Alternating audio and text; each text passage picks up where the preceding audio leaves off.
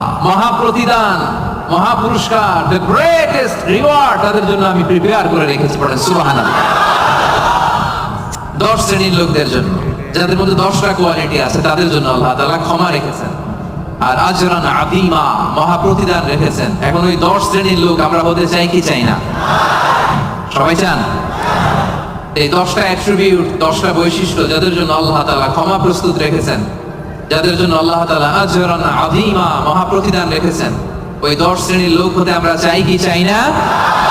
চাই। তাহলে মনোযোগ দিয়ে শুনুন। সূরাতুল আহজাবে আল্লাহ তাআলা 35 নম্বর আয়াতে 10 শ্রেণীর লোকের কথা বলেছেন, তাদের জন্য আল্লাহ ক্ষমা রেখেছেন মহাপ্রতিদান। শুরুতে আমরা এই আয়াতের শানে নুজুল জানবো, কোন প্রেক্ষাপটে এই আয়াতটা নাযিল হয়েছে। বিষ্ণু ঈসা ইসলামের স্ত্রী উম্মে সালামা রাদিয়াল্লাহু তাআলা আনহা উনি বললেন, ইয়া রাসূলুল্লাহ, আর